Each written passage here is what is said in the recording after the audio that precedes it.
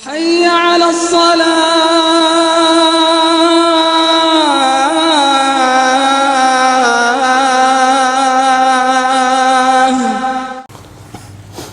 بسم الله الرحمن الرحيم.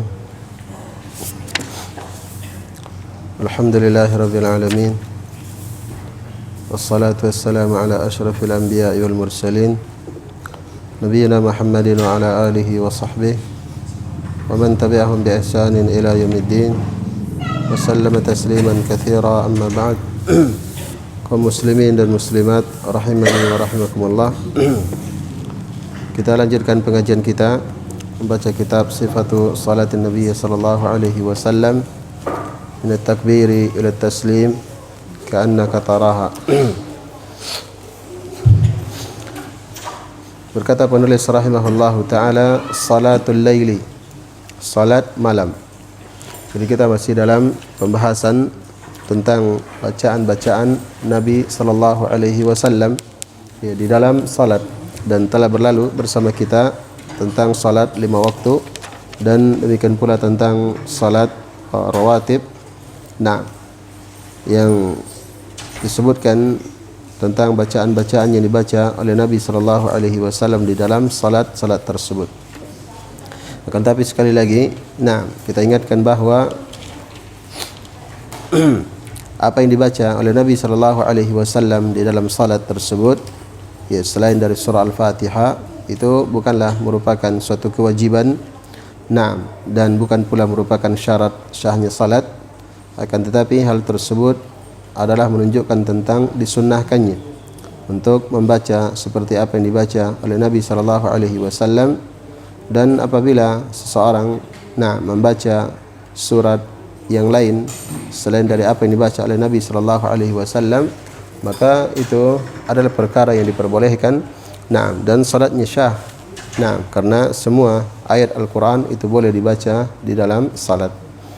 Kemudian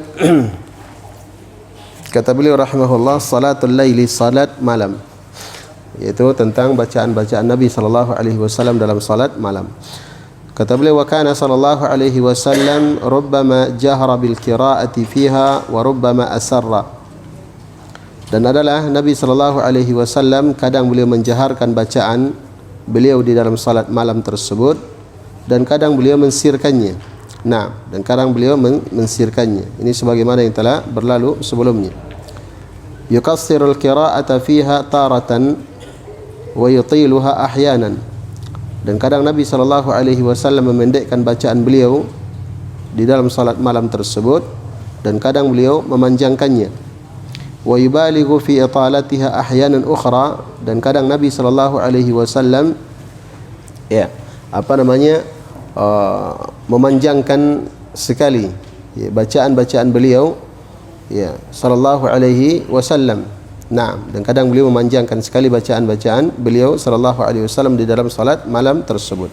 Hatta qala Abdullah bin Mas'ud radhiyallahu anhu, sampai-sampai Abdullah bin Mas'ud radhiyallahu anhu berkata, "Shallaitu ma'an Nabiy sallallahu alaihi wasallam lailatan." Aku telah salat bersama dengan Nabi sallallahu alaihi wasallam pada suatu malam, yaitu salat malam. Falam yazal qa'iman hatta hamamtu bi amrin su.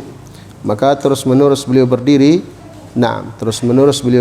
maksudnya memanjangkan bacaan beliau, hatta hamamtu bi amrin su, sampai-sampai saya berkeinginan untuk melakukan suatu perkara yang jelek. Qila wa ma hamamta, maka ditanyakan kepada beliau, apa yang engkau inginkan tersebut? Qala, Abdullah bin Mas'ud mengatakan, hamamtu an aquda wa adhara an-nabiy sallallahu alaihi wasallam. Saya ingin duduk dan meninggalkan Nabi sallallahu alaihi wasallam. Ini saking panjangnya bacaan beliau sallallahu alaihi wasallam di dalam salat malam tersebut. Wa qala Hudzaifah bin al-Yaman, dan berkata Hudzaifah bin al-Yaman radhiyallahu anhu, "Shallaitu ma'an Nabiy sallallahu alaihi wasallam dzata lailatin faftataha al-Baqarah, fa qultu yarka'u indal mi'ah." Kata beliau, saya salat bersama dengan Nabi sallallahu alaihi wasallam pada suatu malam, faftataha al-Baqarah, maka beliau membuka dengan surah Al-Baqarah, maksudnya setelah surah Al-Fatihah beliau membuka dengan surah Al-Baqarah. Faqultu, maksudnya beliau membuka dengan surah Al-Baqarah dari awal. Faqultu, maka saya pun berkata, Nah, berkata maksudnya ya berkata dalam hati beliau. Ya, kerana beliau ikut salat bersama dengan Nabi SAW dan tidak mungkin berkata dengan lisan. Nah, yarka'u indal mi'ah, ya, apa namanya? Nabi SAW ya mungkin beliau rukuk nanti pada ayat yang ke-100. Nah, pada ayat yang ke-100. Thumma madha. Kemudian ternyata setelah ya, sampai kepada ayat yang ke-100, Nabi lanjutkan. Nah, Nabi teruskan bacaan beliau. Faqultu, maka kata Hudzaifah bin Yaman, maka ya, saya pun berkata, yusalli biha fi rak'ataini. Nah, mungkin Nabi SAW ya salat dengan surah Al-Baqarah ini fi rak'ataini pada 2 rakaat. Artinya apa? Mungkin Nabi membagi 2 surah Al-Baqarah ini dibaca pada 2 rakaat. Nah, famadha. Nah, akan tapi ternyata ya setelah lewat ya apa namanya 1/2 dari surah Al-Baqarah itu, dan ini masih rakaat yang pertama, ya Nabi tetap lanjutkan bacaan. Nabi tetap berlalu. Faqultu, ya maka Hudzaifah bin Yaman berkata lagi, ya kata beliau yarka'u biha. Nah, barangkali Nabi SAW nanti rukuk kalau sudah selesai surah Al-Baqarah. Nah, surah Al-Baqarah. Thumma iftataha an-nisa faqara'aha. Ternyata setelah selesai membaca surah Al-Baqarah, Nabi membuka surah An-Nisa faqara'aha dan beliau membacanya. Artinya beliau lanjutkan. Nah, selesai surah Al-Baqarah beliau tidak rukuk, tapi beliau membuka lagi dengan surah An-Nisa dan beliau membaca surah An-Nisa. Thumma iftataha Ala Imran. Kemudian setelah selesai dari surah An-Nisa, Nabi SAW membuka lagi bacaan beliau dengan surah Ali Imran. Faqara'aha. Maka beliau pun membaca surat Ali Imran tersebut. Nah, berarti 3 surat yang panjang dibaca oleh Nabi SAW dalam 1 rakaat. Nah, yaqra'u mutarassilan. Nabi SAW membacanya secara mutarassilan. Nah, mutarassilan artinya beliau ya membaca dengan pelan. Nah, idza marra bi ayatin fiha tasbihun sabbah. Apabila Nabi SAW melewati ayat yang di dalamnya terdapat tasbih, maka beliau bertasbih. Wa idza marra bi su'alin sa'al. Dan apabila beliau melewati ayat yang di dalamnya terkandung doa, maka beliau berdoa. Wa idza marra bi ta'awudin ta'awwadz. Dan apabila beliau melewati ayat ya yang mengandung ya tentang ta'awudz, ya perlindungan, memohon perlindungan kepada Allah, maka ta'awudz, Nabi SAW memohon perlindungan kepada Allah Subhanahu wa taala. Thumma raka'ah. Kemudian setelah itu beliau baru rukuk. Nah, al-hadis di sini menunjukkan Nabi SAW sangat ya memanjangkan bacaan beliau di dalam salat malam. Kemudian wa qara'a lailatan wa huwa waj'un as-sab' at-tiwal. Dan Nabi SAW pada suatu malam ya wa huwa waj'un, dan beliau dalam keadaan sakit. Nah, dan beliau dalam keadaan sakit pada waktu itu, ya, akan tapi beliau membaca as-sab' at-tiwal. Beliau membaca 7 surat yang panjang.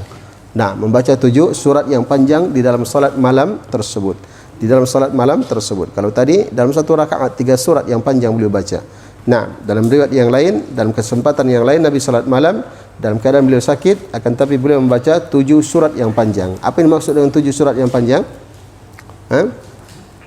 Yang pertama adalah surat Al-Baqarah. Kemudian apa namanya? Ali Imran. Ya, surat Ali Imran. Kemudian surat An-Nisa. Kemudian Al-Maidah. Ya, yang keempat. Kemudian yang kelima Al-An'am. Kemudian yang ke-6 Al-A'raf, dan yang ke-7 adalah At-Taubah. Ini 7 surat yang panjang. Ini yang disebut dengan As-Sab'ut Tiwal. Ya, Al-Baqarah, Ali Imran, An-Nisa, ya, kemudian Al-An'am, Al-Maidah, ya, kemudian Al-An'am, kemudian Al-A'raf dan At-Taubah. Taib. Ini Nabi SAW baca 7 surat yang panjang ini dalam keadaan beliau sakit. Nah, dalam keadaan beliau sakit. Kemudian kata beliau wa kana ahyanan, dan adalah Nabi SAW ahyanan, ya kadang yaqra'u fi kulli rak'atin bi suratin minha. Kadang Nabi SAW membaca setiap rakaat dengan 1 surat darinya. Dengan 1 surat darinya. Maksudnya darinya yaitu dari 7 surat yang panjang tersebut. Nah, jadi 1 ya surat 1 rakaat, 1 surat 1 rakaat. Ya, kadang Nabi SAW juga melakukan yang seperti itu. Taib. Adapun ya apa namanya ya berdiri atau duduk melakukan salat malam tersebut, ya maka telah berlalu bersama kita. Nah, telah berlalu bersama kita tentang kaifiat ya salat malam tersebut. Kemudian apa namanya? Kata penulis rahimahullah, wa ma ulima annahu qara'a al-Qur'ana kullahu fi lailatin qattu. Ya. Kemudian setelah menyebutkan tentang panjangnya bacaan Nabi sallallahu alaihi wasallam di dalam salat malam, kemudian di sini penulis membawakan hadis yang lain. Nah, hadis yang menjelaskan bahawa Nabi sallallahu alaihi wasallam tidak pernah membaca satu Al-Quran dalam satu malam. Membaca satu Al-Quran maksudnya 30 juz dalam satu malam. Ya, walaupun Nabi SAW sangat memanjangkan bacaan, akan tapi beliau tidak pernah membaca satu Al-Quran dalam satu malam. Nah, beliau bawakan di sini beberapa riwayat tentang hal tersebut. Kata penulis, wa ma'ulima, dan tidak pernah diketahui annahu qara'a al-Qur'ana kullahu, bahwa Nabi SAW membaca Al-Quran seluruhnya, yaitu 30 juz fi lailatin qattu, dalam satu malam. Sama sekali tidak pernah Nabi SAW melakukan hal tersebut. Bal innahu lam yarda dhalika li Abdullah bin Amr radhiyallahu anhu hina qala lahu, bahkan Nabi SAW tidak ridha hal tersebut, dari tidak ridha. Nah, beliau tidak ridha hal tersebut dilakukan oleh sahabat beliau Abdullah ibn Amr. Naam, Abdullah ibn Amr ibn As radhiyallahu anhuma. Hina qala lahu, ketika Nabi sallallahu alaihi wasallam bersabda kepadanya, Iqra'il Qur'ana fi kulli syahrin. Kata Nabi SAW kepada Abdullah ibn Amr, bacalah oleh kamu Al-Quran fi kulli syahrin, pada setiap bulan. Nah, pada setiap bulan maksudnya khatamkanlah Al-Quran dalam satu bulan. Bacalah oleh kamu atau khatamkanlah oleh kamu Al-Quran fi kulli syahrin, pada setiap bulan. Nah, pada setiap bulan. Berarti satu hari satu juz. Qala, maka mendengarkan hal tersebut Abdullah bin Amr ibn As radhiyallahu anhuma berkata, qultu, saya berkata, inni ajidu quwwah, sesungguhnya saya punya kekuatan. Nah, mendapati kekuatan artinya saya sanggup lebih daripada itu. Sanggup lebih daripada itu. Qala, maka Nabi sallallahu alaihi wasallam bersabda, faqra'hu fi 20 laila. Kalau begitu bacalah pada setiap 20 malam. Nah, 20 malam atau 20 hari. Jadi kalau 30, kamu mampu lebih lagi daripada itu, nah, lebih cepat lagi daripada itu, maka bacalah pada setiap 20 malam atau 20 hari. Khatamkanlah pada setiap 20 hari. Qala, na'am, qultu, beliau berkata lagi, qultu, saya berkata, inni ajidu quwwah, saya masih saya mendapati kekuatan, artinya saya mampu lebih daripada itu lagi. Qala, maka Nabi SAW bersabda, faqra'hu fi sab'in, na'am, wa la tazid ala dhalik. Maka bacalah Al-Quran tersebut, khatamkanlah Al-Quran itu pada fi sab'in, pada setiap 7 hari. Yaitu satu pekan. Wa la tazid ala dhalik, dan jangan lebih daripada itu. Nah, jangan lebih daripada itu artinya jangan lebih cepat daripada itu. Nah, kamu boleh mengkhatamkan Al-Quran paling cepat hanya dalam waktu 7 hari saja kamu khatamkan. Nah, Al-Quran, kalau memang kamu mampu untuk hal tersebut. Thumma, taib, ini dalam satu riwayat, thumma rakhasa lahu an yaqra'ahu fi 5. Kemudian setelah itu Nabi sallallahu alaihi wasallam memberikan lagi keringanan kepada beliau, kepada Abdullah bin Amr, untuk menyelesaikan Al-Quran itu pada setiap 5 hari. Pada setiap 5 hari. Thumma rakhasa lahu an yaqra'ahu fi 3. Kemudian Nabi SAW dalam riwayat yang lain, beliau memberikan lagi keringanan kepada Abdullah ibn Amr ibn As radhiyallahu anhuma untuk mengkhatamkan Al-Quran pada setiap 3 hari. Nah, mengkhatamkan Al-Quran pada setiap 3 hari. Ini menunjukkan bagaimana semangatnya sahabat Abdullah ibn Amr ibn As radhiyallahu anhuma. Ini dalam hadis ini berkaitan dengan apa? Berkaitan dengan bacaan Al-Quran. Berkaitan dengan bacaan Al-Quran. Dan dalam hadis yang lain, sahabat yang sama, Abdullah bin Amr bin As juga, itu kisahnya berkaitan dengan apa? Berkaitan dengan puasa. Berkaitan dengan puasa. Beliau ingin berpuasa setiap hari. Nah, kata Nabi tidak boleh. Tak boleh puasa setiap hari. Puasa dahar, tidak boleh. Nah, katanya puasalah kamu 3 hari sebulan. Katanya saya mampu lebih dari itu ya Rasulullah. Nah, maka kata Nabi, puasa kamu Senin Kamis. Katanya saya mampu lebih dari itu ya Rasulullah. Nah, maka kata Nabi SAW, kamu puasa 2 hari, buka 1 hari. Katanya saya mampu lebih dari itu lagi ya Rasulullah. Nah, akhirnya Nabi mengatakan, kamu puasa 1 hari, buka 1 hari. Itu adalah puasa Daud, dan itu adalah puasa yang paling utama. Akhirnya beliau lakukan hal tersebut. Dan ketika beliau sudah tua, nah, sudah tua dan ini ketika beliau masih muda, masih semangat.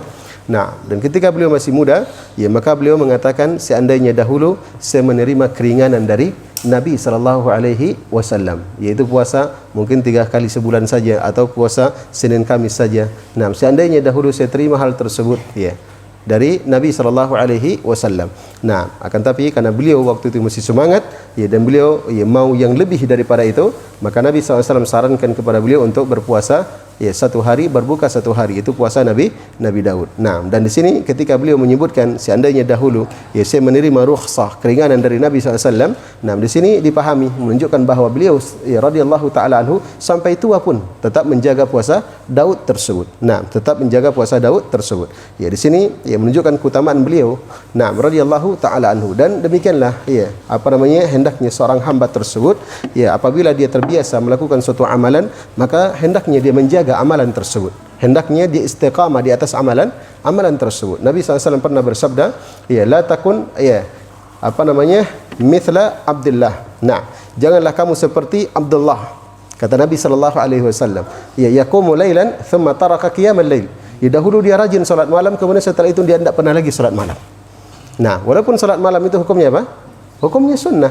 Nah, tapi jangan seperti itu kata Nabi. Ya, dahulu dia rajin salat malam, sekarang tidak pernah lagi salat malam. Nah, ini adalah perkara yang tidak bagus. Ya, oleh karena itu dalam hadis yang lain Nabi SAW mengatakan khairul a'mali ilallahi na'am atwamuha wa in qalla. Ya, amalan yang paling dicintai oleh Allah Subhanahu wa taala itu adalah amalan yang mudawamah, yang kontinu terus-menerus dilakukan walaupun dia sedikit. Ya, walaupun sedikit, tapi kontinu, maka itu lebih dicintai oleh Allah Subhanahu wa taala daripada banyak sekaligus, akan tapi setelah itu tidak pernah lagi dilakukan. Ya, baca Al-Qur'an, 1 hari 10 juz. Hanya beberapa hari saja, setelah itu bahkan tidak pernah lagi dia membaca Al-Quran. Maka ini ada sesuatu yang tidak dianjurkan. Demikian pula berkaitan dengan ibadah-ibadah yang lainnya. Ibadah-ibadah yang lainnya. Hendaknya seseorang itu istiqamah menjalankan ibadah tersebut, dan semua kita memohon kepada Allah Subhanahu wa taala untuk diberikan keistiqamahan pada seluruh amalan. Pada seluruh amalan, termasuk menuntut ilmu. Termasuk menuntut ilmu, istiqamah dalam menuntut ilmu. Jangan jadi mantan penuntut ilmu. Jangan menjadi mantan orang rajin solat 5 waktu. Jangan menjadi mantan orang yang suka bersedekah dan lain sebagainya. Kenapa? Karena itu artinya dia adalah meninggalkan kebaikan yang dahulu Allah Subhanahu wa taala mudahkan baginya. Mudahkan baginya. Dan kita dianjurkan untuk istiqamah di atas kebaikan tersebut. Ini berkaitan dengan hal-hal yang disunnahkan. Adapun berkaitan dengan hal yang diwajibkan, maka tentunya harus seorang hamba tersebut harus terus-menerus dia menjaga hal-hal yang diwajibkan oleh Allah Subhanahu wa taala kepadanya. Tidak boleh dia meninggalkannya. Tidak boleh dia meninggalkannya. Adapun hal-hal yang disunnahkan, asalnya kapan dia tinggalkan, maka dia tidak berdosa. Namun apabila seseorang tersebut sudah melakukan suatu perkara yang baik, maka hendaknya dia menjaga amalan tersebut walaupun sedikit-sedikit. Baca Al-Quran mungkin 1 hari cuma 1 lembar saja.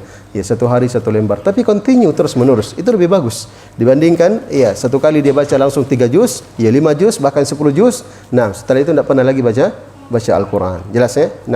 Jemaah sekalian yang dimuliakan oleh Allah Subhanahu wa taala. Kemudian selanjutnya masih berkaitan dengan mengkhatamkan Al-Quran. Kata Nabi kata penulis rahimahullah, wa nahahu an yaqra'ahu fi aqalli min dhalik. Dan Nabi sallallahu alaihi wasallam melarang beliau, yaitu Abdullah bin Amr bin As, an yaqra'ahu, untuk membacanya. Artinya menyelesaikan Al-Quran, mengkhatamkan Al-Quran fi aqalli min dhalik, kurang daripada itu. Artinya lebih sedikit daripada itu, kurang daripada 3 hari. Ini dilarang oleh Nabi sallallahu alaihi wasallam. Dilarang oleh Nabi sallallahu alaihi wasallam. Jadi paling cepat seseorang itu boleh mengkhatamkan Al-Quran adalah dalam jangka waktu 3 hari 3 malam. Tidak boleh kurang daripada itu. 2 hari 2 malam misalnya, apalagi 1 hari diselesaikan. Ini dilarang oleh Nabi sallallahu alaihi wasallam. Kenapa demikian? Disebutkan di sini kata penulis, wa 'allala dzalika fi qaulihi lahu. Dan Nabi sallallahu alaihi wasallam menyebutkan illah, menyebutkan alasan atau sebab beliau melarang hal tersebut. Di dalam sabda beliau, kata Nabi sallallahu alaihi wasallam, man qara'a al-Qur'ana fi aqalli min 3 lam yafqahhu.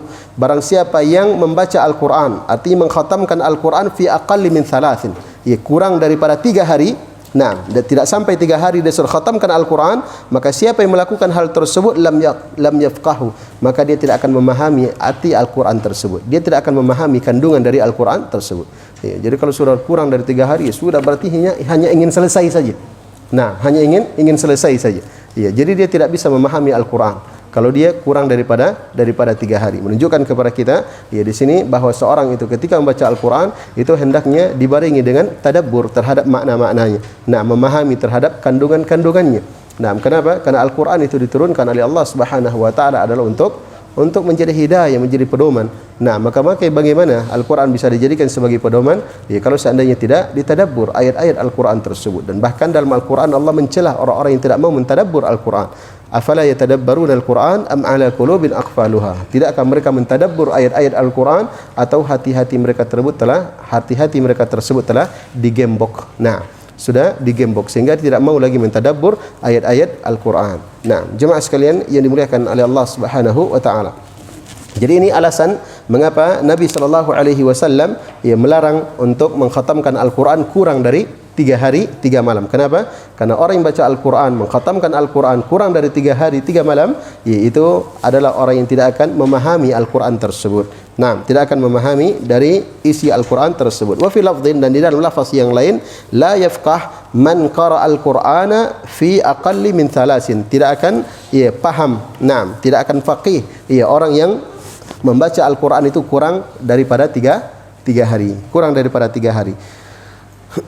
Nah, ya, jadi ini berkaitan dengan apa? Berkaitan dengan bacaan Al-Quran. Apakah itu bacaan Al-Qurannya di dalam salat ataupun di luar salat? Di luar salat. Nabi sallallahu alaihi wasallam bersamaan dengan panjangnya salat beliau, akan tapi Nabi sallallahu alaihi wasallam tidak pernah mengkhatamkan Al-Quran dalam satu hari, baik dalam salat maupun di luar salat. Dan bahkan beliau melarang untuk mengkhatamkan Al-Quran dalam jangka kurang daripada 3 hari. Jadi batas minimalnya hanya 3 hari saja. Dia boleh untuk mengkhatamkan Al-Quran. Adapun 5 hari 7 hari itu tidak ada masalah. Nah, jadi paling cepatnya hanya 3 hari saja. Kemudian kata beliau rahimahullahu taala, "Na'am. Fa inna likulli 'abidin syarrah wa likulli syarratin fatrah. Fa imma ila sunnatin wa imma ila bid'ah. Faman kanat fatratuhu ila sunnah faqad ihtada."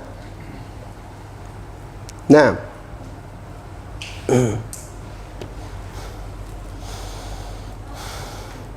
Wa man kanat fatratuhu ila ghairi dzalika faqad halak. Kata penulis rahimahullah, kemudian Nabi sallallahu alaihi wasallam bersabda, "Fa inna likulli 'abidin syarrah." Sesungguhnya setiap orang yang beribadah, abid, seorang yang beribadah, syirrah, memiliki syirrah. Nah, syirrah itu adalah semangat. Nah, memiliki semangat untuk melakukan ibadah tersebut. Setiap orang yang beribadah itu pasti dia memiliki syirrah. Semangat untuk melakukan ibadah tersebut. Walikulli syirratin fatrah, dan setiap semangat itu pasti dibarengi dengan futur, kebalikannya. Pasti akan dibarengi oleh futur. Artinya tidak ada orang itu yang selalu semangat ibadah. Pasti suatu saat ada futurnya. Nah, ada futurnya. Maka Nabi sallallahu alaihi wasallam di sini memberikan arahan. Kalau dia semangat, tidak ada masalah. Kalau dia semangat, itu ada sesuatu yang disyukuri.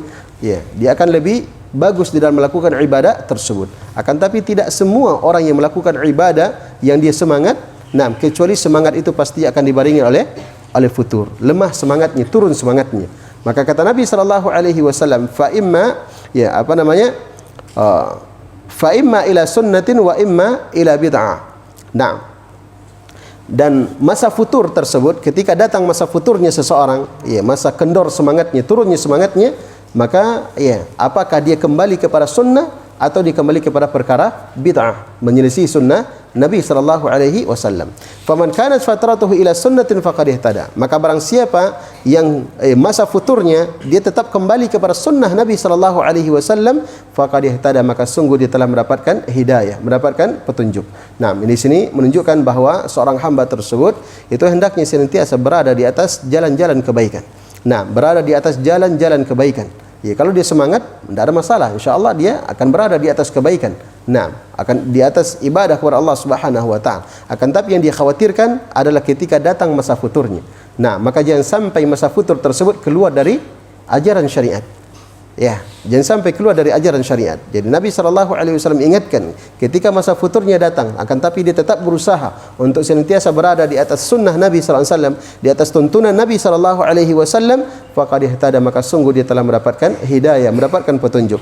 Wa man kanat fatratuhu ila ghairi dzalik, namun barang siapa yang masa futurnya kembali kepada selain hal tersebut, yaitu selain dari sunnah Nabi SAW, faqad halak, maka sungguh dia telah binasa. Menunjukkan ancaman bagi orang-orang yang berpaling dari sunnah Nabi SAW, berpaling dari tuntunan Nabi SAW, dia pasti akan binasa. Dia pasti akan binasa, karena jalan keselamatan itu hanyalah dengan mengikuti sunnah atau tuntunan Rasulullah SAW. Maka siapa yang berpaling dari tuntunan Nabi SAW tersebut, maka dia pasti akan binasa. Imam Malik rahimahullahu taala mengatakan, as-sunnatu kasafinati Nuh, faman raqibaha naja wa man takhallafa anha gharik. Sunnah Nabi SAW, tuntunan Nabi, petunjuk Nabi SAW, itu ibaratnya adalah seperti perahunya Nabi Nuh. Perahunya Nabi Nuh. Faman raqibaha, siapa yang mengaruhinya, berlayar di atasnya, naja, dia pasti akan selamat. Wa man takhallafa anha gharik, dan barang siapa yang berpaling darinya, tidak ikut berlayar dengannya, maka dia pasti akan binasa. Dia pasti akan binasa. Itu kepastian. Sebagaimana yang terjadi dalam kisah Nabi Nuh tersebut. Siapa yang ikut berlayar pasti selamat. Dan siapa yang tidak ikut berlayar pasti tenggelam. Bagaimanapun dia jago berenang, pasti tenggelam, dan tidak ada satupun yang bisa membantu dia. Seperti disebutkan dalam Al-Quran tentang anaknya Nabi Nuh alaihi salatu wassalam. Pada kejadian tersebut Nabi Nuh berada di atas perahu bersama dengan orang-orang yang beriman dengannya. Maka melihat anaknya tidak ikut dalam perahu, terombang-ambing di atas ombak, di atas air, banjir yang sangat dahsyat. Maka sang ayah mengatakan, ya bunayyar kam ma'ana, wahai anakku, ikutlah berlayar bersama kami. Ikutlah berlayar bersama kami. Maka sang anak mengatakan, sa'awi ila jabilin ya'simuni minal ma'. Saya akan naik ke atas puncak gunung yang tertinggi yang bisa menyelamatkan saya dari air ini. Maka Nabi Nuh alaihi salatu wassalam berkata, sebagaimana yang Allah firmankan dalam Al-Quran, la 'asimal yawma min amrillah, tidak ada keselamatan pada hari ini dari perkara Allah Subhanahu wa taala. Maka siapa yang tidak ikut berlayar pasti tenggelam, pasti binasa. Dan siapa yang ikut berlayar, maka dia pasti selamat. Maka demikian ibaratnya sunnah Nabi SAW. Siapa yang meniti sunnah Nabi SAW, berjalan di atasnya, maka dia pasti selamat. Namun siapa yang berpaling darinya, maka dia pasti akan celaka dan pasti akan binasa. Jemaah sekalian yang dimuliakan oleh Allah Subhanahu wa taala. Maka ini petunjuk dari Nabi kita sallallahu alaihi wasallam. Bahwa setiap orang yang beribadah kepada Allah Subhanahu wa taala, ketika dia melakukan ibadah tersebut, maka ada saat-saatnya dia semangat untuk melakukan ibadah tersebut. Akan tapi setiap semangat itu pasti akan dibarengi oleh futur, turun semangatnya. Turun semangatnya, kendor semangatnya. Dan hal ini dirasakan oleh setiap dari kita. Dirasakan oleh setiap orang. Tidak ada orang yang semangat terus. Pasti ada saat-saat dia futur dari semangatnya. Maka ketika futur inilah sesuatu yang berbahaya.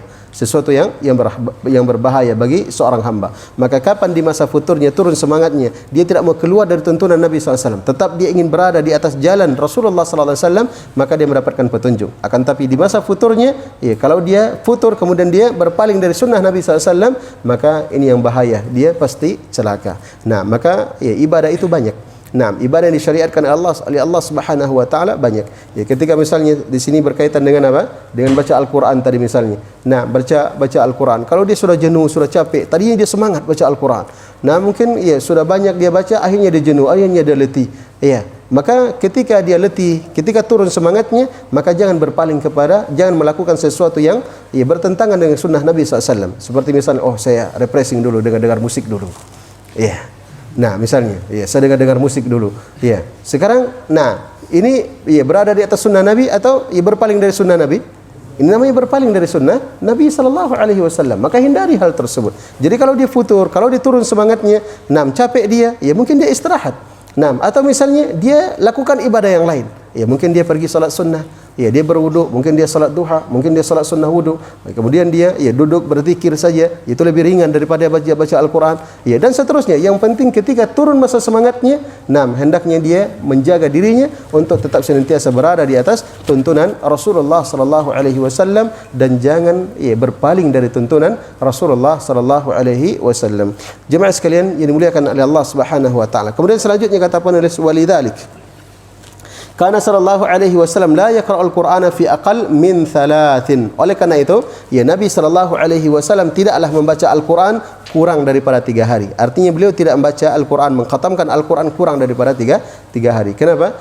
Karena kalau seseorang itu terlalu semangat, terlalu dipaksakan semangat, itu dia khawatirkan nanti ada futur setelahnya. Ada futur setelahnya. Oleh karena itu Nabi sallallahu alaihi wasallam tidak mengkhatamkan Al-Quran itu kurang daripada 3 hari. Jadi paling cepatnya adalah 3 hari. Kalau 2 hari itu namanya dipaksakan. Apalagi 1 hari. Nah, kira-kira bagaimana bacanya itu? 30 juz 1 hari. Nah, 30 juz 1 hari. Kalau 1 juz anggaplah 1 jam.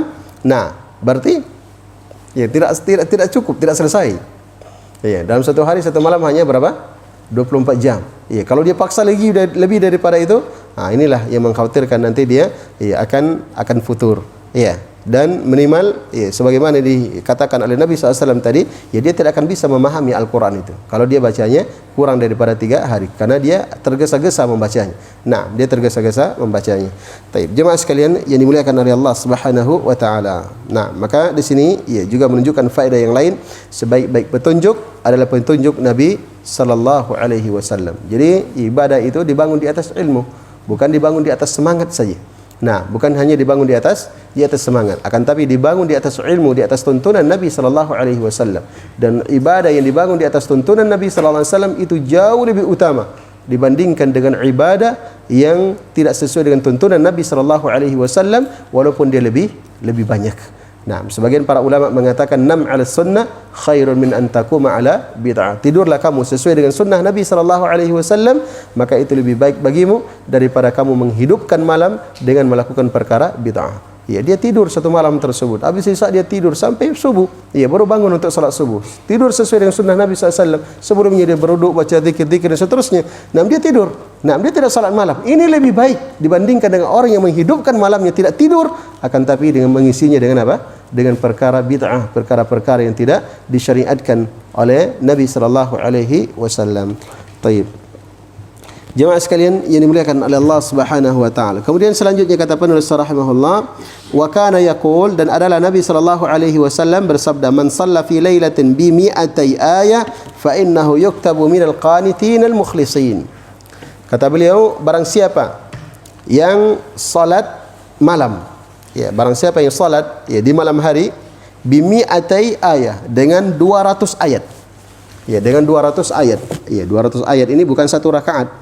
Tapi salat malam dia lakukan tersebut, dia membaca dari awal sampai terakhir. Misalnya dia salat 11 rakaat, nah dia baca, atau 8 rakaat dia salat malamnya, kemudian witir 3 rakaat dia baca. Nah, dengan 200 ayat, kata Nabi SAW, fa innahu yuktabu minal qanitin, maka dia akan ditulis termasuk dari al-qanitin, orang-orang yang taat.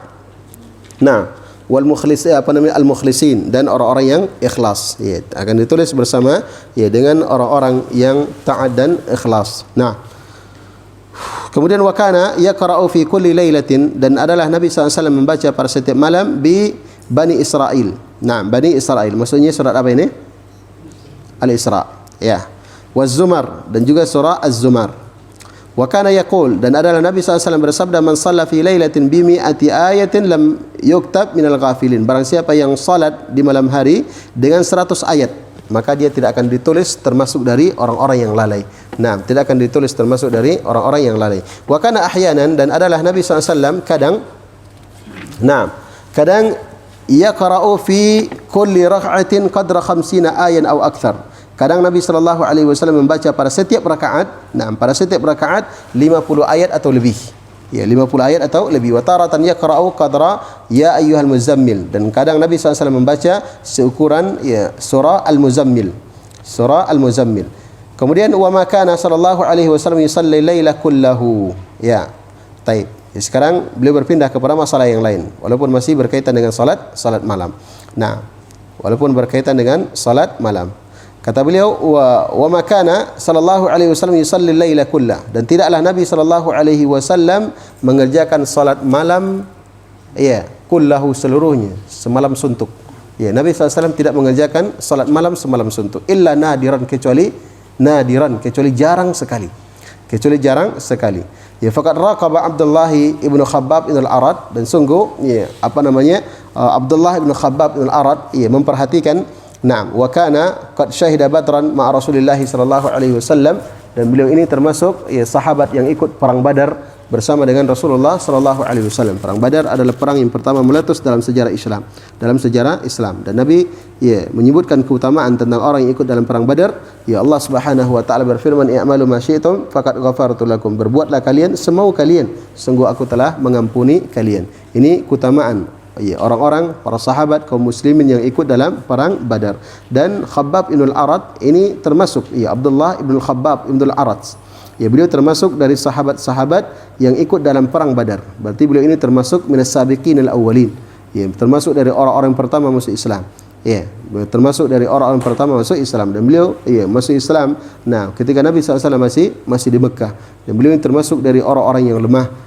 Dari sahabat-sahabat yang tidak dipandang, masuk Islam bersama dengan sejumlah para sahabat yang lainnya, seperti Suhaib ibn Sinan Ar-Rumi, Abu Yahya, demikian pula Bilal bin Rabah, Ammar ibn Yasir.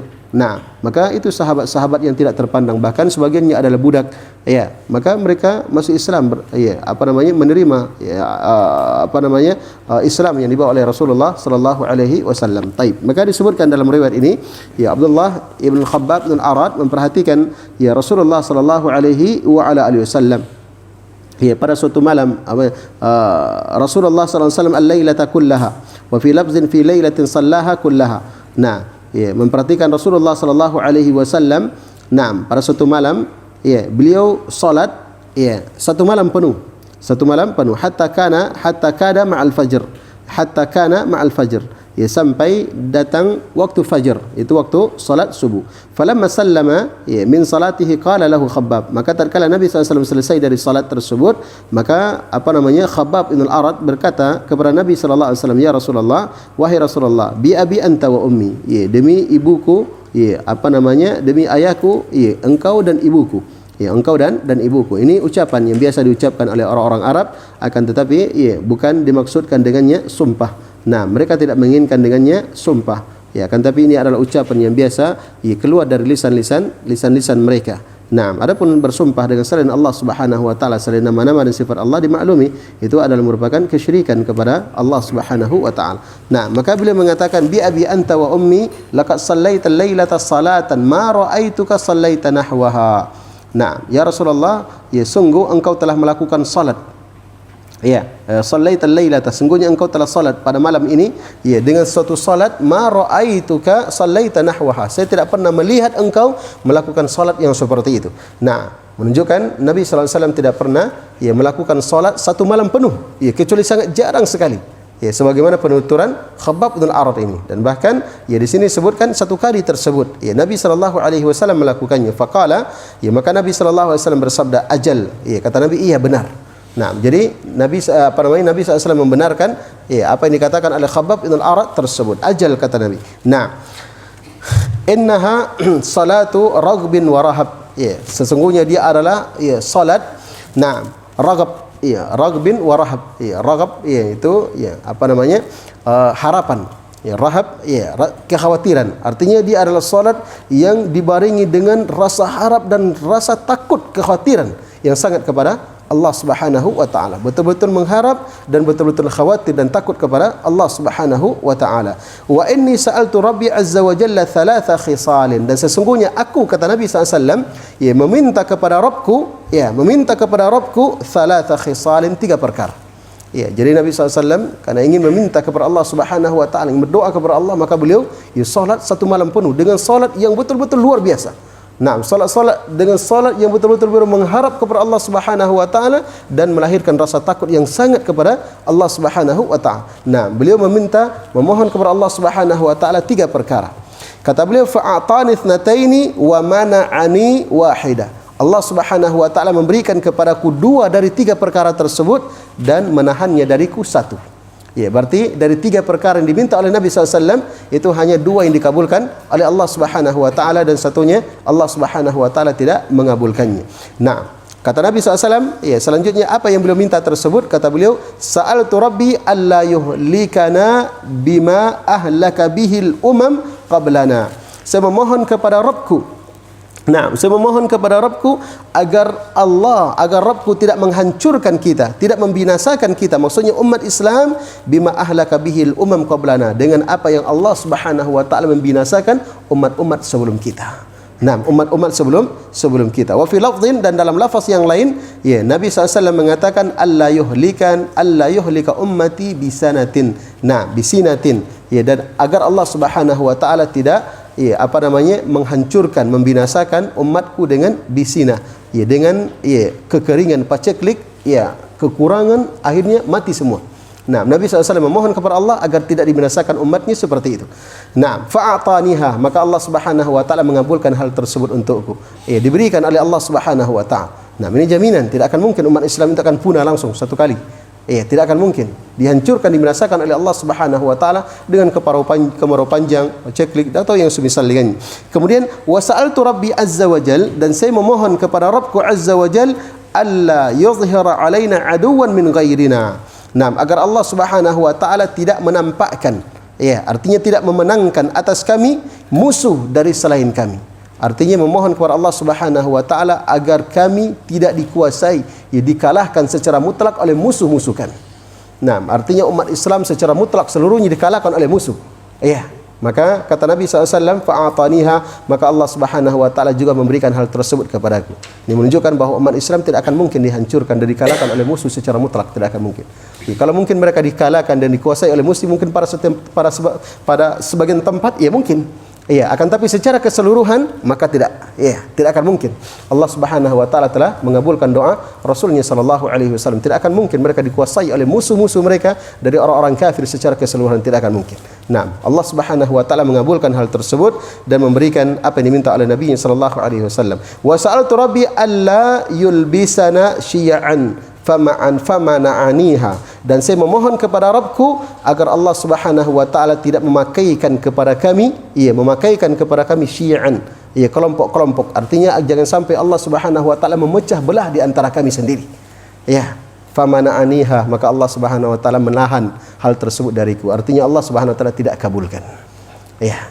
Jadi perselisihan yang terjadi di antara umat Nabi sendiri, ya, yang beliau minta kepada Allah agar tidak terjadi perselisihan di antara kami sendiri, sehingga, ya, sebagian dari kami semakin memakan, menendang, menghajar sebagian yang lainnya, tapi itu tidak dikabulkan oleh Allah Subhanahu wa taala. Nah, tidak dikabulkan oleh Allah Subhanahu wa taala. Baik.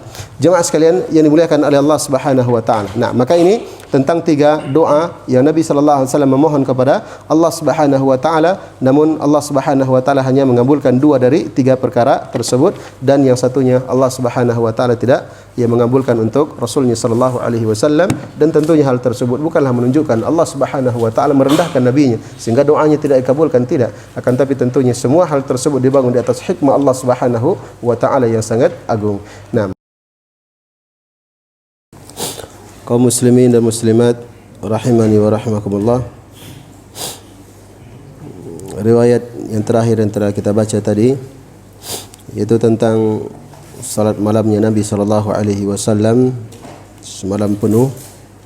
Nah, dan pada malam tersebut beliau berdoa kepada Allah Subhanahu wa taala dengan 3 doa. Nah, yang dikabulkan oleh Allah Subhanahu wa taala 2 darinya, dan yang satunya tidak dikabulkan oleh Allah Subhanahu wa taala. Nah, yang pertama, doa Nabi SAW adalah agar Allah Subhanahu wa taala tidak menghancurkan umat beliau. Nah, bisinatin ammah, ya, dihancurkan dengan sekaligus, ya, seperti dihancurkannya umat-umat terdahulu. Ya, apakah dihancurkan dengan banjir misalnya, atau dibinasakan dengan angin kencang, nah, dan yang semisalnya. Maka doa beliau yang pertama ini dikabulkan oleh Allah Subhanahu wa taala. Kemudian doa beliau sallallahu alaihi wasallam yang kedua adalah agar Allah Subhanahu wa taala tidak menguasakan kepada, ya musuh-musuh Islam terhadap umat Islam. Ya, umat Islam dikalahkan secara mutlak, mereka tidak punya kekuatan sama sekali di hadapan musuh-musuh mereka. Nah, maka ini juga dikabulkan oleh Allah Subhanahu wa taala. Secara mutlak tidak akan mungkin umat Islam dikuasai ya oleh musuh-musuh mereka dari orang-orang kafir. Kemudian yang ketiga doa Nabi SAW, dan ini yang tidak dikabulkan oleh Allah Subhanahu wa taala. Beliau berdoa kepada Allah Subhanahu wa taala agar Allah Subhanahu wa taala tidak menjadikan perselisihan dia di tubuh kaum muslimin sendiri. Perselisihan yang terjadi di antara mereka sendiri. Ya, ini bersama ini bermusuhan dengan ini dan lain sebagainya.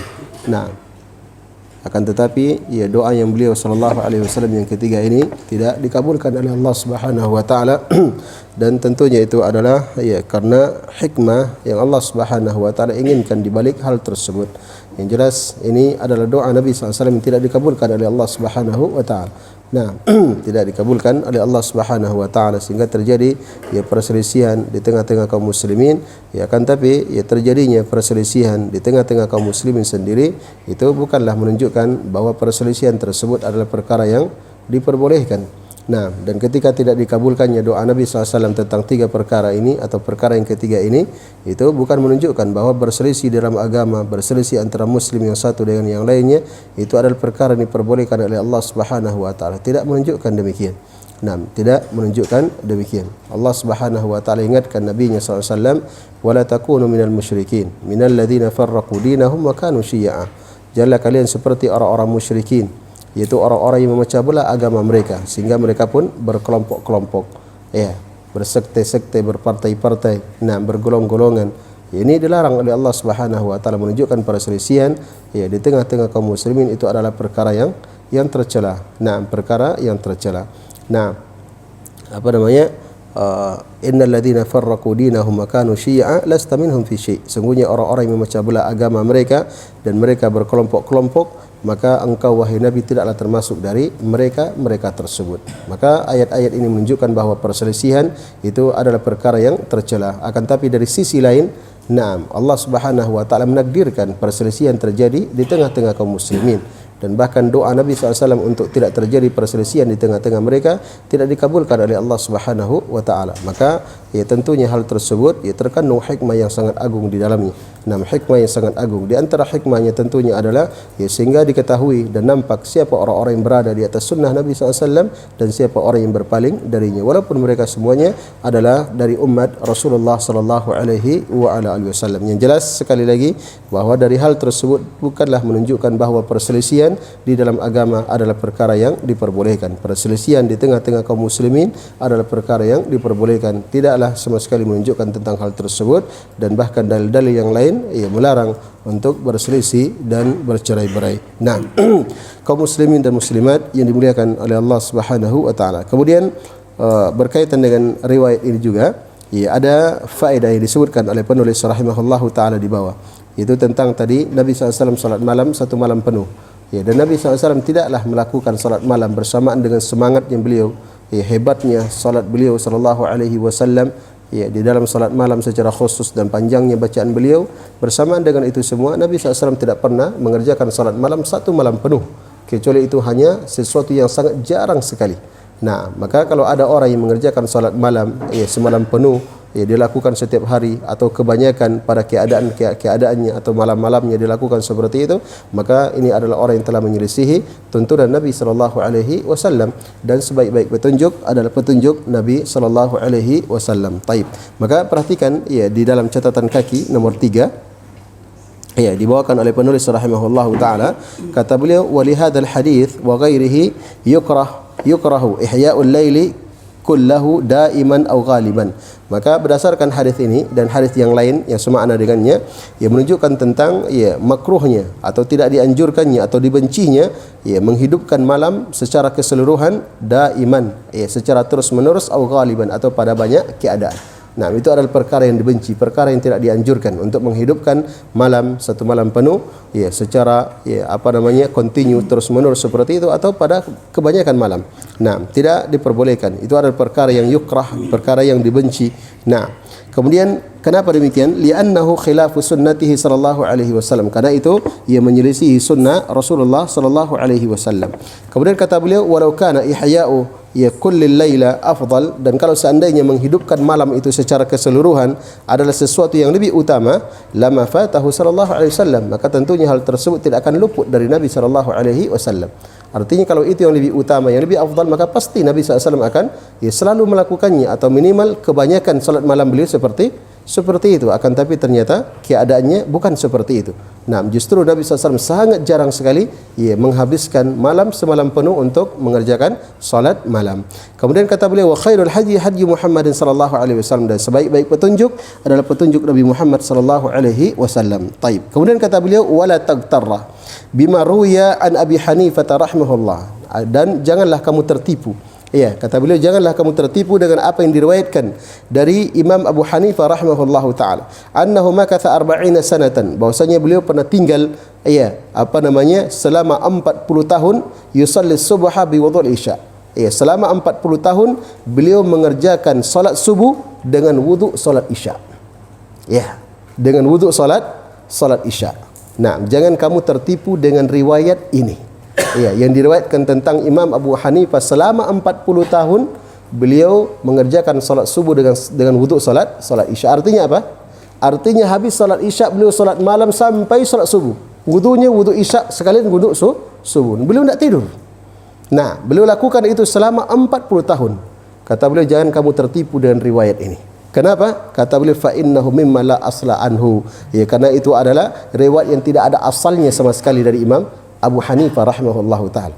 Ya, tidak ada asalnya sama sekali. Bal qala al-allama al-Fairuz Abadi, bahkan berkata al-allama al-Fairuz Abadi ya rahimahullah fi ar-radd 'ala al-mu'tarid. Nah, dalam kitabnya Ar-Radd 'ala al-Mu'tarid, ya, hada, kata beliau, hada min jumlatil akadzib al-wadhihah allati la yaliku nisbatuha ila al-imam. Ini termasuk dari kedustaan-kedustaan yang sangat jelas, yang tidak pantas untuk disandarkan kepada Imam Abu Hanifah rahimahullahu taala. Fama fi hadha fadilatun tudhkar. Ya, maka di dalam riwayat ini, kisah ini yang disandarkan kepada beliau, itu tidak ada bentuk keutamaan di dalamnya. Nah, tidak ada bentuk keutamaan di dalamnya. Wa kana al-aula bimithli hadzal imam an ya'ti bil afdal. Ya, dan yang pantas bagi imam ini, ya, bagi Abu Hanifah rahimahullah, ya, berkaitan dengan hal yang seperti ini, itu adalah beliau melakukan sesuatu yang paling afdal. Ya, melakukan sesuatu yang paling afdal. Nah, wala syakka, ya, sesuatu yang paling afdal. Apa yang paling afdal? Ya, yang paling afdal adalah sesuai dengan apa yang dilakukan oleh Nabi SAW, yaitu beliau tidak menghidupkan malam semalam penuh. Ya, maka ketika disebutkan beliau melakukan salat malam semalam penuh, bahkan disebutkan selama 40 tahun, ya, maka tidak ada bentuk keutamaan yang terkandung di dalamnya. Nah, dan seorang imam yang kedudukannya seperti itu, ya, maka yang lebih pantas bagi beliau adalah melakukan sesuatu yang paling afdal sesuai dengan tuntunan Nabi sallallahu alaihi wasallam, bukan sesuatu yang menyelisihi kebiasaan Rasulullah sallallahu alaihi wasallam. Kemudian kata beliau rahimahullah selanjutnya, wala syakka anna tajdid at-tahara li kulli salatin afdal. Ya, kemudian dari sisi lain pula tidak diragukan bahwasanya memperbaharui wudu setiap kali mengerjakan salat afdal, itu yang lebih utama. Nah, itu yang lebih utama. Wa atamma wa akmal. Ya, itu yang lebih sempurna. Nah, lebih utama, lebih sempurna, dan lebih lebih baik. Nah, lebih baik. Hadza in saha anhu saharati wal laili 40 sanatan mutawaliyah. Ini kalau seandainya sahih dari beliau rahimahullahu taala, beliau bergadang selama 40 tahun secara berturut-turut, menghabiskan malam semalam penuh untuk melakukan ibadah kepada Allah Subhanahu wa taala. Naam, wa hadza amrun bil muhali ashbah. Ya, dan kalaupun seandainya itu sahih, maka itu kata beliau adalah perkara yang mustahil. Nah, tidak mungkin. Ya, ada orang yang mampu 40 tahun menghabiskan malamnya tidak tidur sama sekali dari salat isya sampai salat subuh. Ini adalah perkara yang mustahil. Wa huwa min khurafat ba'd al-muta'assibin al-juhal. Dan ini termasuk dari khurafat, dari berita-berita bohong, berita-berita dusta yang datang dari sebagian orang-orang yang ta'assub kepada beliau dari kalangan orang-orang yang jahil, dari kalangan orang-orang yang jahil. Qaluhu fi Abi Hanifah wa ghairihi. Mereka mengatakan hal tersebut kepada Imam Abu Hanifah dan kepada yang lainnya. Nah, menyandarkan hal yang seperti itu kepada Abu Hanifah dan yang lainnya, wa kullu dzalika magdzub, dan semua itu adalah perkara yang dusta. Perkara yang dusta. Taib. Mungkin antum pernah dengar barangkali kisah ini. Nah, Imam Abu Hanifah atau mungkin imam yang lain, dia salat subuhnya dengan wuduk salat isyaknya selama 40 tahun, menunjukkan beliau menghabiskan malamnya semalam penuh untuk melakukan qiyamul lail. Kalau dengar lagi seperti itu, akhi, itu perkara dusta. Tidak ada asalnya itu, tidak ada riwayat yang benar itu. Dari mana datangnya itu? Tidak ada itu. Nah, dan Imam Abu Hanifah rahimahullah adalah seorang imam dari imam kaum muslimin. Dan tentunya beliau akan melakukan sesuatu yang lebih afdal di dalam ibadahnya, dan sesuatu yang paling afdal adalah sesuatu yang sesuai dengan sunnah Nabi SAW. Sedangkan sunnah Nabi SAW, beliau tidak pernah menghidupkan malam semalam penuh, kecuali itu hanya sesuatu yang sangat jarang, dan kebanyakan yang dilakukan oleh Nabi itu Nabi tidak menghidupkan semua malam. Padahal semangatnya Nabi, siapa yang bisa mengalahkan? Dan panjangnya bacaannya Nabi SAW, siapa yang bisa mengalahkan? Bersamaan dengan itu, Nabi SAW tidak pernah melakukan salat malam semalam penuh, kecuali itu hanya sesuatu yang sangat jarang beliau lakukan. Dan disebutkan di riwayat ini, beliau karena berdoa kepada Allah Subhanahu wa taala minta tiga perkara untuk kebaikan umat beliau sallallahu alaihi wasallam. Jelas ya? Baik, jemaah sekalian yang dimuliakan oleh Allah Subhanahu wa taala. Baik, maka di sini menunjukkan pentingnya ilmu. Pentingnya ilmu. Kalau seseorang itu tidak berilmu, kadang mudah dipengaruhi dengan berita, dengan kisah-kisah yang seperti ini. Kisah-kisah yang seperti ini. Tapi kalau dia memiliki ilmu, sedikit banyaknya ada pemahaman dalam agama, maka sedikit banyaknya ada juga hal-hal yang membuat dia tidak langsung menerima hal tersebut. Disebutkan dari Imam Abu Hanifah. Imam Abu Hanifah adalah seorang yang dikenal. Ia melakukan solat malam. Semalam penuh selama 40 tahun. Ini kayaknya kurang tepat ini. Kenapa? Karena saya pernah dengar hadis-hadis tentang menjelaskan solat malamnya Nabi. Nabi tidak pernah solat malam semalam penuh, kecuali jarang. Dilakukan oleh imam ini, berarti dia menyelisihi Nabi. Ini kayaknya tidak benar ini kisahnya. Ya kan? Ada sesuatu yang membuat dia tidak langsung menerima. Kemudian disebutkan lagi, beliau berwudu dengan solat subuh dengan wudu solat isya. Jadi solat isyaknya, kemudian solat malamnya, dan solat wudu dengan satu wudu saja. Walaupun hal tersebut adalah perkara yang diperbolehkan, tapi yang paling afdal adalah setiap solat itu dengan wudu tersendiri. Walaupun wudunya belum batal. Walaupun wudunya belum batal. Jadi kayaknya seorang imam yang seperti ini, kayaknya kurang tepat ini. Kurang cocok ini kisah yang seperti ini bagi beliau. Jadi ada hal-hal yang membuat dia lebih berhati-hati. Itu ilmu. Itu ilmu. Kalau tidak tahu ilmu, Masya Allah. Jemaah sekalian yang dimuliakan oleh Allah Subhanahu wa taala. Taib. Kemudian riwayat yang berikutnya, kata beliau rahimahullahu taala, wa qama lailatan bi ayatin yuraddiduha hatta asbah. Dan Nabi SAW pernah qama lailatan, pernah melakukan salat malam pada suatu malam, bi ayatin, dengan satu ayat saja, yuraddiduha, yang beliau ulang-ulangi, hatta asbah, sampai masuk waktu subuh. Sampai masuk waktu subuh. Dan tidak menunjukkan di sini bahwa Nabi SAW salatnya dari awal malam. Dan Aisyah radhiyallahu taala anha mengatakan Nabi pernah salat dari awal malam. Maksudnya dari awal malam kapan?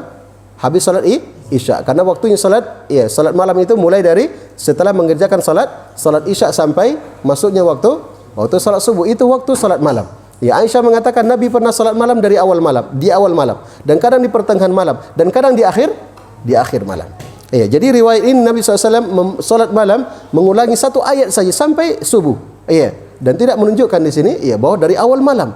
Karena sebagaimana tadi dalam riwayat yang sebelumnya, Nabi SAW tidak pernah mengerjakan salat malam semalam penuh, kecuali itu adalah sesuatu yang sangat jarang sekali beliau lakukan. Taib. Yang jelas pada suatu malam Nabi SAW pernah salat malam, yang beliau baca hanya satu ayat saja setelah surah Al-Fatihah, yuraddiduha, yang beliau ulang-ulangi hatta asbah, sampai subuh, sampai masuk waktu subuh. Apa ayatnya? Wahya in tu'adzibahum fa innahum ibaduk wa in taghfir lahum fa innaka antal azizul hakim.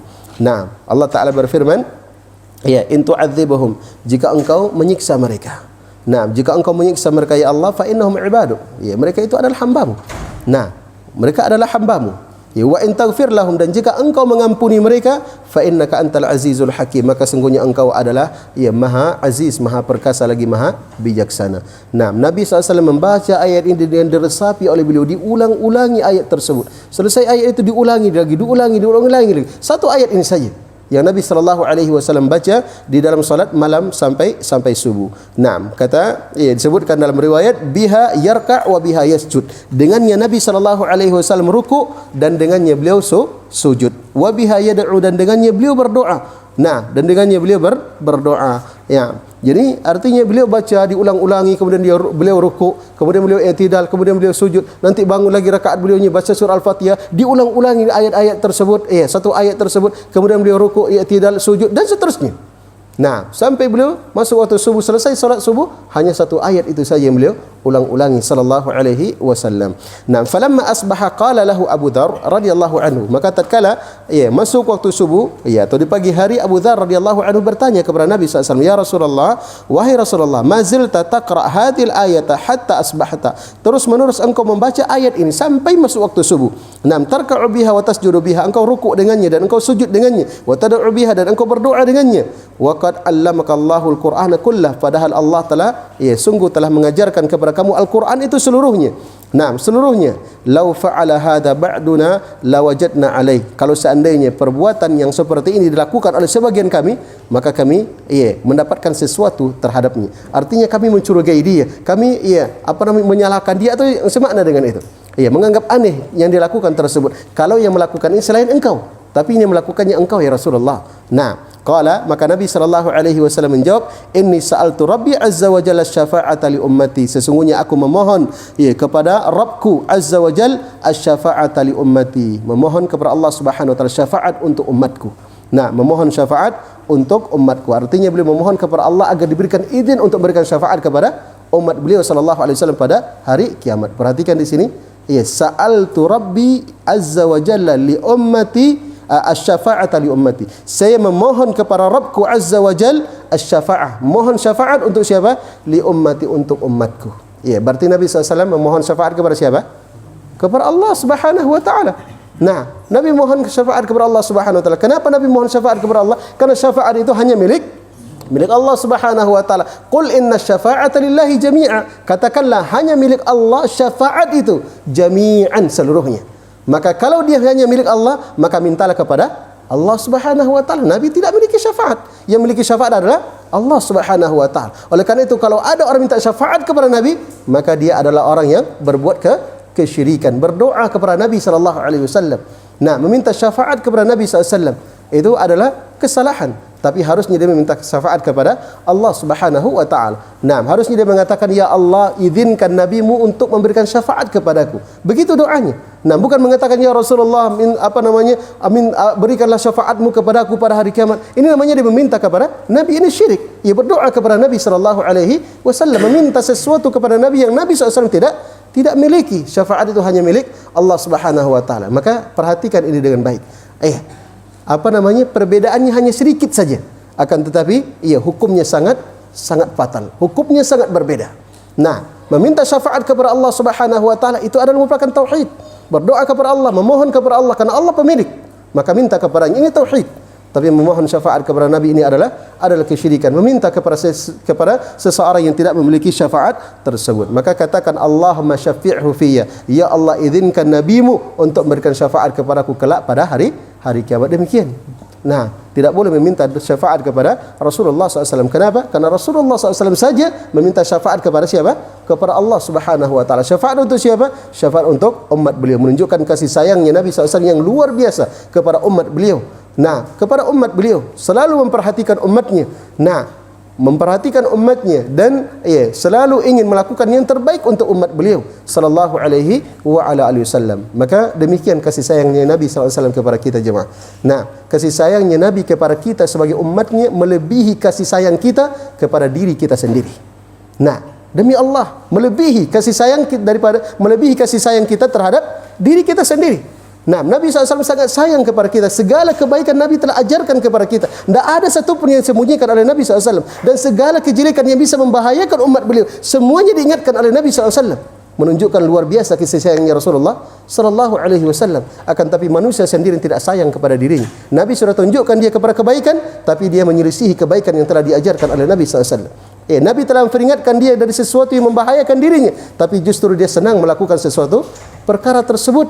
Nah, padahal itu adalah sesuatu yang membahayakan dirinya, menunjukkan dia tidak sayang kepada dirinya, padahal Nabi sallallahu alaihi wasallam sangat sayang kepada dirinya. Jemaah sekalian yang dimuliakan oleh Allah Subhanahu wa taala. Kemudian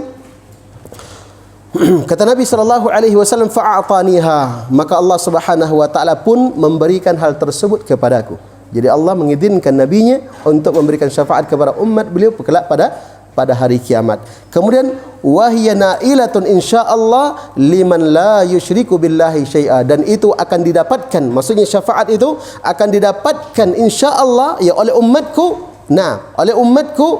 Nah, apa namanya? Fahiya nailatun, maka itu akan didapatkan insyaallah oleh liman, ya, oleh orang yang tidak mempersekutukan Allah Subhanahu wa taala dengan sesuatu apapun juga. Ini syarat sebagaimana yang telah berlalu bersama kita dalam pembahasan yang lain, ya, bahwa syaratnya syafaat, nah, itu adalah orang yang diberikan syafaat itu adalah orang yang bertauhid kepada Allah Subhanahu wa taala, orang yang diridhai oleh Allah Subhanahu wa taala dari kalangan orang yang bertauhid. Adapun orang yang berbuat kesyirikan kepada Allah, maka Allah tidak ridha kepadanya. Allah tidak ridha kepada orang yang berbuat kesyirikan, maka orang yang berbuat kesyirikan tidak akan mungkin mendapatkan syafaat kelak pada hari kiamat. Tidak akan mungkin mendapatkan syafaat Nabi sallallahu alaihi wasallam, karena Nabi mengatakan syafaat itu akan didapatkan oleh siapa saja yang tidak mempersekutukan Allah Subhanahu wa taala dengan sesuatu apapun juga. Maka kalau ingin mendapatkan syafaat Nabi sallallahu alaihi wasallam, perbaiki tauhid kita. Nah, jaga diri kita dari segala kesyirikan, dari segala bentuk kesyirikan. Jangan berbuat kesyirikan kepada Allah Subhanahu wa taala. Nah, jangan berbuat kesyirikan kepada Allah Subhanahu wa taala, karena orang berbuat kesyirikan kepada Allah, syirik akbar, maka tidak akan mungkin mendapatkan syafaat Rasulullah sallallahu alaihi wasallam kelak pada hari kiamat. Kemudian riwayat yang terakhir, kata penulis rahimahullahu taala, wa qala lahu rajul, dan berkata kepada Nabi sallallahu alaihi wasallam seorang lelaki. Nah, tidak sebutkan di sini siapa laki-lakinya. Yang penting ada orang berkata kepada Nabi sallallahu alaihi wasallam, ya Rasulullah, wahai Rasulullah. Ia berkata, maksudnya bertanya kepada Nabi sallallahu alaihi wasallam, inna li jaran yaqumul laila, sesungguhnya tetanggaku, sesungguhnya saya miliki tetangga. Nah, ya, inna li jaran, sesungguhnya ya, milik saya tetangga, maksudnya saya miliki tetangga. Yaqumul laila, dia mengerjakan salat malam. Wala yaqra'u illa qul huwallahu ahad, namun dia tidak membaca dalam salat malamnya kecuali hanya qul huwallahu ahad, maksudnya setelah surah Al-Fatihah dia hanya baca surah Al-Ikhlas saja. Nah, yuraddiduha wala yazidu 'alaiha, itu saja yang dia ulang-ulangi, wala yazidu 'alaiha, dan dia tidak menambahkan yang lainnya. Nah, menambahkan yang lain. Setelah surah Al-Fatihah, wallahu ahad, Allahu samad. Setelah saya rukuk, ya, sujud, itu dan seterusnya. Bangkit lagi Al-Fatihah, qul Allahu ahad lagi. Kemudian rukuk lagi dan seterusnya. Hanya itu saja dia baca. Ya, hanya itu saja yang dia baca. Maka ya, laki-laki ini dia laporkan kepada Nabi sallallahu alaihi wasallam. Nah, ya Rasulullah, saya punya tetangga, dia salat malam hanya qul Allahu ahad saja dia baca. Itu saja dia ulang-ulangi dan dia tidak tambah. Ka'annahu yuqalliluha, seakan-akan laki-laki yang melapor kepada Nabi ini menganggap kecil, menganggap remeh, ya, kedudukan dari surah Al-Ikhlas tersebut. Faqala Nabi sallallahu alaihi wasallam, maka Nabi sallallahu alaihi wasallam bersabda, walladzi nafsi biyadihi, demi yang jiwaku berada di tangannya.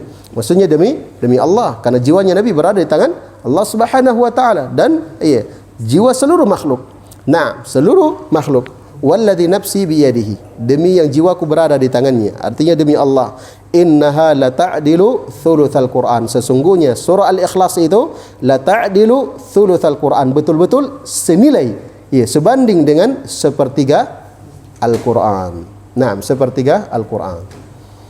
Taib, ada bisa jelaskan apa maksudnya sepertiga Al-Quran sini?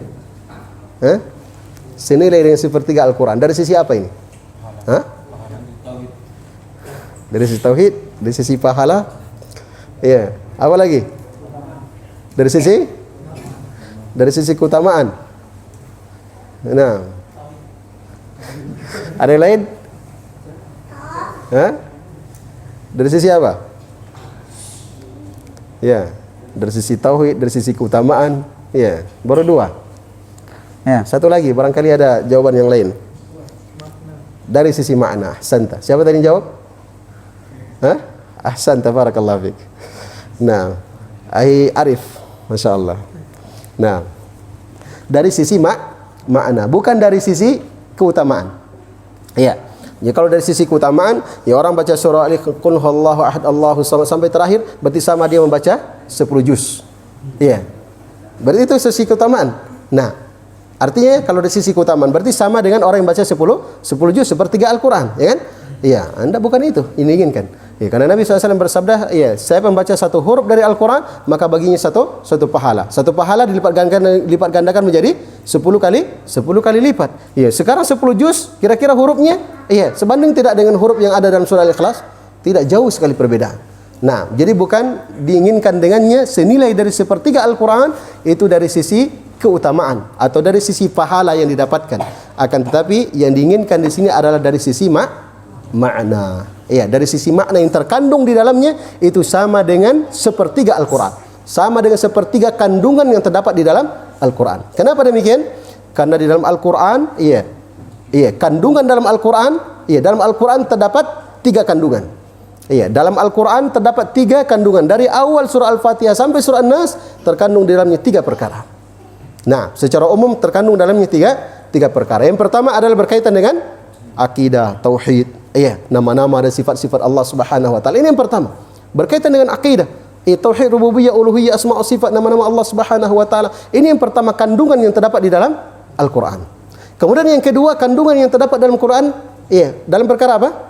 Dalam perkara tazkir, mau'izah, peringatan, nasihat, berkaitan dengan kisah-kisah umat-umat terdahulu dan umat-umat yang akan datang, bagaimana mereka dimuliakan dengan keimanan mereka, bagaimana mereka dihancurkan karena kekufuran mereka, kisah-kisah. Kisah-kisah yang dalamnya terdapat ibrah, pelajaran, peringatan. Ini yang kedua. Kemudian yang ketiga, di dalam Al-Quran, kandungan dalam Al-Quran itu adalah berkaitan dengan al-ahkam, hukum-hukum. Ini halal, ini haram, ini enggak boleh lakukan, ini boleh lakukan. Hukum-hukum. Banyak sekali hukum-hukum di dalam Al-Quran. Maka ini secara umum kandungan dalam Al-Quran berputar pada 3 perkara. Pertama berkaitan dengan akidah, tauhid, asma' wa sifat. Dan kedua berkaitan dengan peringatan-peringatan, kisah-kisah yang disebutkan dalam Al-Quran. Banyak sekali kisah-kisah yang di dalamnya terdapat ibrah, pelajaran yang sangat berharga. Dari kisah-kisah umat terdahulu atau kisah-kisah yang akan datang. Nah, kemudian yang ketiga adalah berkaitan dengan hukum-hukum halal dan haram. Nah, dan yang terkandung dalam surah Al-Ikhlas dari 3 kandungan ini yang mana? Yaitu yang pertama itu at-tauhid, akidah, yang berkaitan dengan nama-nama dan sifat-sifat Allah Subhanahu wa taala. Itu maksudnya. Dipahami? Nah, menjadi surah Al-Fatihah, surah Al-Ikhlas ini itu sungguh betul-betul senilai dengan sepertiga Al-Quran, kata Nabi SAW. Itu maksudnya adalah dari sisi makna yang terkandung di dalamnya. Karena dalam surah Al-Ikhlas terkandung di dalamnya penjelasan tentang akidah, tentang tauhid, tentang nama-nama dan sifat-sifat Allah Subhanahu wa taala. Jelas? Baik, ini menunjukkan tentang tentang keutamaan surah Al-Ikhlas. Nah, menunjukkan tentang keutamaan surah Al-Ikhlas dan tentunya ada keutamaan surah Al-Ikhlas yang lainnya. Yang jelas kapan hadisnya sahih dari Nabi SAW, maka itu kita terima. Nah, dan ada juga hadis-hadis yang lemah yang menunjukkan tentang keutamaan Al-Quran. Maka kalau riwayatnya lemah, maka kita tidak terima. Termasuk contoh adalah keutamaan surah Yasin. Termasuk keutamaan surah Yasin. Banyak sekali hadis-hadis tentang keutamaan surah Yasin. Ini hatinya Al-Quran, siapa membaca surah Yasin begini maka begini. Banyak sekali. Nah, hadis-hadis yang menjelaskan tentang keutamaan surah Yasin. Akan tapi Imam Ad-Darqutni rahimahullah, Imam Ad-Darqutni seorang ulama ahli hadis yang sangat terkenal dari ulama terdahulu, dan bahkan beliau mengkritik sebagian hadis-hadis yang terdapat di dalam Sahih Al-Bukhari. Imam Bukhari dikritik. Tapi bukan sembarang kritik, menunjukkan beliau ini bukan sembarang orang. Dan kritikannya diterima oleh para ulama yang lainnya. Imam Ad-Darqutni, ulama ahli hadis. Beliau mengatakan la yasihu fil babi syai'un. Tidak ada satu hadis pun yang sahih tentang keutamaan surah Yasin. Jadi hadis mana saja yang dibawakan oleh orang tentang keutamaan surah Yasin cukup pegang. Itu lemah itu. Itu tidak sahih itu. Tidak bisa diamalkan. Kenapa hadisnya lemah? Loh, kamu siapa? Memang saya sampaikan tapi bukan ucapan saya. Ini ucapan Imam Ad-Darqutni rahimahullah. Hadis-hadis tentang keutamaan surah Yasin semuanya adalah hadis-hadis yang lemah. Jelas? Baik, jemaah sekalian yang dimuliakan oleh Allah Subhanahu wa taala. Nah, mungkin kita cukupkan dulu sampai di sini tentang bacaan-bacaan Nabi sallallahu alaihi wasallam dalam salat malam, dan kita memohon kepada Allah Subhanahu wa taala bi asmaul husna wa sifatil ula. Semoga Allah Subhanahu wa taala senantiasa memberikan keistiqomahan kepada kita di atas kebaikan dan ketakwaan kepada Allah Subhanahu wa taala, dan semoga Allah Subhanahu wa taala memberikan kepada kita ilmu yang bermanfaat dan amal yang saleh. dan semoga Allah Subhanahu wa taala masukkan kita semuanya ke dalam surganya dan menjaga serta menjauhkan kita dari nerakanya. Innahu waliyyu dzalika wal qadiru alaih. Wa sallallahu ala nabiyyina Muhammadin wa ala alihi wa sahbihi wasallam. Subhanakallahumma wa bihamdika asyhadu an la ilaha illa anta astaghfiruka wa atubu ilaik. Walhamdulillahirabbil alamin.